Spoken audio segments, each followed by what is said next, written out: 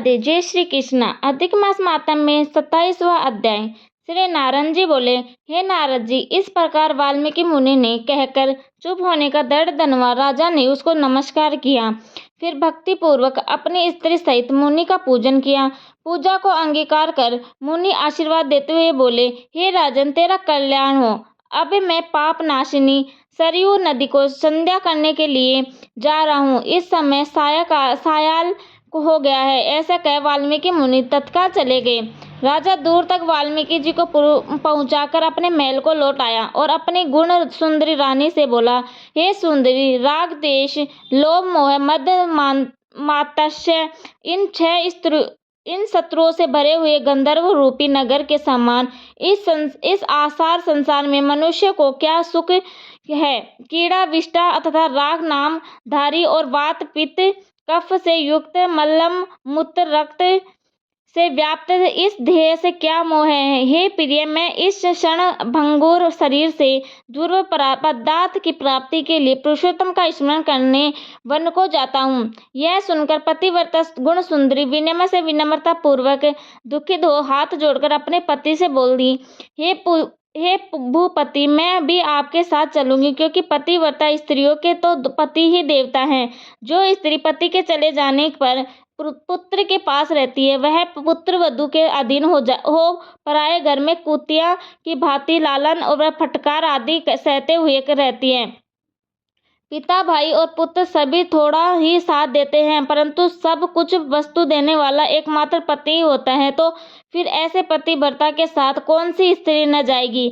इस प्रकार अपनी प्रिय के वचन मानकर पुत्र को राज्याभिषेक कर स्त्री सहित शीघ्र ही मुनियों की भांति वन में चला गया। दोनों स्त्री पुरुष हिमालय के निकट गंगा तट पर रहने लगे। और हे नारद, पुरुषोत्तम मास के आने पर विधि पूर्वक तीनों समय स्नान कर पुरुषोत्तम भगवान का स्मरण करते हुए स्त्री सहित तप करने लगा। ऊपर को देख दोनों हाथ किए बिना किसी सहारे पैर के अंगूठे के बल पर खड़ा हो आकाश में दृष्टि लगाए निहारा कर राजा श्री कृष्ण को जपने लगा। इस प्रकार व्रत की विधि में स्थिति हुए तपोनिधि राजा के पतिव्रता रानी उनकी सेवा में तत्पर रहती थी। ऐसा करते हुए पुरुषोत्तम मास के बीतने पर वहां छोटी छोटी घटियाओं के जाल से बचता हुआ एक सुशोभित विमान आया। पुण्यशील और सुशील दोनों हरिगणों से सहित आए हुए उस विमान को देखकर राजा स्त्री सहित आश्चर्य में पड़ गया। विमान में बैठे हुए दोनों हरिंगों को रानी सहित राजा ने नमस्कार किया। देवदूतों ने उन दोनों को विमान पर चढ़ा लिया। स्त्री सहित राजा विमान पर चढ़कर सुंदर दिव्य शरीर धारण कर शीघ्र ही गोलोक को चला गया। इस प्रकार राजा पुरुषोत्तम मास में तप करके निर्भय लोक में जाकर हरि के निकट आनंद करने लगा। और राजा की पतिव्रता स्त्री भी पुरुषोत्तम मास में तप करते हुए अपने पति की सेवा करती हुई पतिलोक को गई। श्री नारायण जी बोले, हे नारद जी, मेरे एक ही जीवा है, अतः इस समय मैं उसका क्या वर्णन करूं। इस पृथ्वी पर पुरुषोत्तम मास के समान अन्य कुछ भी नहीं है। हजारों जन्म तक जप करने में से भी वह फल प्राप्त नहीं होता, तो जो पुरुषोत्तम मास के सेवन से प्राप्त होता है। पुरुषोत्तम मास में भूलकर भी उपवास स्नान जप करने से जन्म जन्मांतर के पाप नष्ट हो जाते हैं। जैसे पुरुषोत्तम मास में अनजाने ही एक बंदर के 3 स्नान करने से ही पूर्व जन्म में सब प्रकार के पाप समूह नाश हो गए और वह भी दिव्य शरीर धारण कर विमान पर चढ़कर वृद्धावस्था तथा मृत्यु से रहित होकर दिव्य लोक को गया। इसीलिए यह सब मासों में अत्यंत श्रेष्ठ पुरुषोत्तम मास है। जो दुष्ट बंदर भी अनायास ही हरि भगवान को प्राप्त हो गया। जो पुरुषोत्तम मास का सेवन नहीं करते हैं वे महामूढ़ हैं और वे धन्य हैं, कृतार्थ है और उनका जन्म भी सफल है।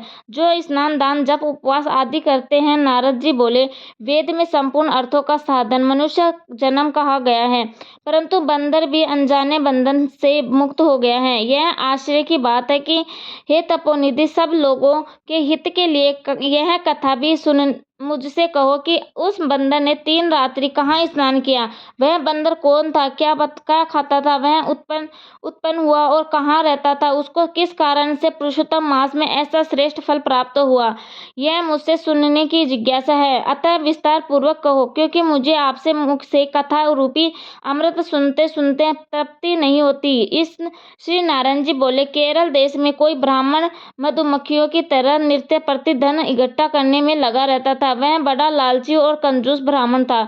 इस कर्म के कारण लोक में वह कदर्य नाम से विख्यात हो गया था। उसके पिता का रखा हुआ पहला नाम चित्र शर्मा था।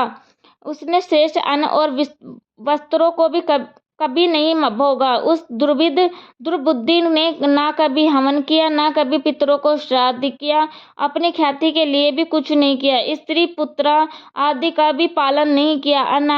अन्याय से इकट्ठे हुए धन को पृथ्वी पर गाड़ दिया था। न कभी माघ मास में तिल दान किया, न कार्तिक मास में दीप दान किया और न ही ब्राह्मण भोजन करवाया। वैशाख मास में अन्न दान और व्याप्ति पाद का श्रवण दान व वेदती में चांदी का दान भी नहीं किया। सूर्य क्रांति में कभी दान नहीं किया। चंद्र और सूर्य ग्रहण में भी न कभी जप किया, न हवन। वर्षा वायु धूप से दुखित दुबला काला शरीर, आंखों में आंसू भरकर सब जगह दीजत वचन बोलता फिरता। वह मूर्ख धन के लोभ में सदा पृथ्वी पर विचरता हुआ बार बार कहता था कि मुझे गरीब ब्राह्मण को कोई कुछ दे दो। वह ब्राह्मण साया काल को धुएते समय तक भी नहीं बैठता था। वह जहाँ भी जाता लोग धिक्कारते थे उसे। वह जला बुना उदित मन वाला घूमता फिरता रहता था। उसका मित्र वन में विचरने वाला एक माली था। कदरिया ब्राह्मण उसे बार बार रोककर अपना दुख कहता था कि नगर निवासी लोग मेरा बड़ा तिरस्कार करते हैं, अतः इस नगर में मेरा अब रहना उचित नहीं है। इस प्रकार कदरिया ब्राह्मण की अत्यंत दीन वाणी सुनकर माली को दया आ गई। शरण में आए हुए ब्राह्मण को दीन जान दया करता हुआ माली बोला, हे कदरिया, तुम मेरी इस बाड़ी में रहो बस। लोगों से तिरस्कृत ब्राह्मण कदरिया माली का वचन सुनकर आनंद से उस बाड़ी में रहने लगा।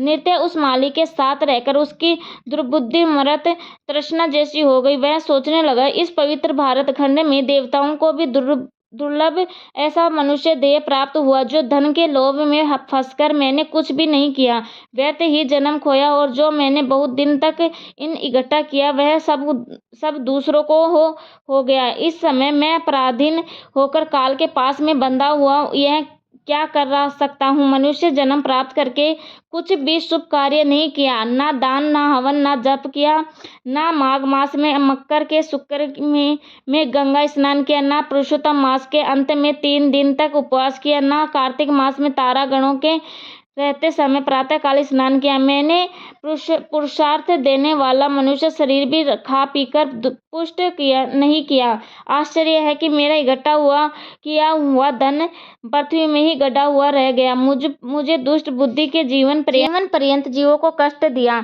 मैंने कभी अपनी जठरानी को अन्न से तृप्त नहीं किया, कभी भी खर्च करके श्रेष्ठ वस्त्रों को शरीर को नहीं ढका, न समाज के लोगों को, न परिवार को, न बंधु बांधव, बहन भांजा, जवाई पुत्री, पिता माता, छोटे भाई, पतिव्रता स्त्री, देवता और ब्राह्मण आदि किसी को भी कभी संतुष्ट नहीं किया, न मिठाई आदि से एक बार भी किसी को तृप्त नहीं किया। इस प्रकार विलाप करते हुए ब्राह्मण को यमराज के दूत यमराज के निकट ले गए। चित्रगुप्त उसके शुभ अशुभ कर्मों को देखकर अपने स्वामी धर्मराज से बोले, महाराज, धन का लोभी यह है गंधर्य ब्राह्मण अदम है। इसके माली का विश्वास पात्र बनकर विश्वासघात किया। यह स्वयं फलों को चुराकर खाता था और शेष चुराए हुए फलों को धन के लोभ में से बेच देता था। अतः इसके ऊपर पहले फल चुराने का पाप और दूसरा अत्यंत विश्वासघात का पाप, यह 2 पाप अत्यंत उग्र है। इसके और भी अनेक पाप है। श्री नारायण जी बोले, हे नारद जी, चित्रगुप्त के वचन सुनकर धर्मराज अत्यंत क्रोधित होकर बोले, इसे 1000 जन्म तक बंदर की योनि में रखो, पश्चात इसे विश्वघात का फल मिलेगा। 27वां अध्याय समाप्त। जय श्री राधे, जय श्री कृष्णा। थैंक यू, धन्यवाद। वीडियो पसंद आए तो लाइक, सब्सक्राइब एंड कमेंट जरूर करना।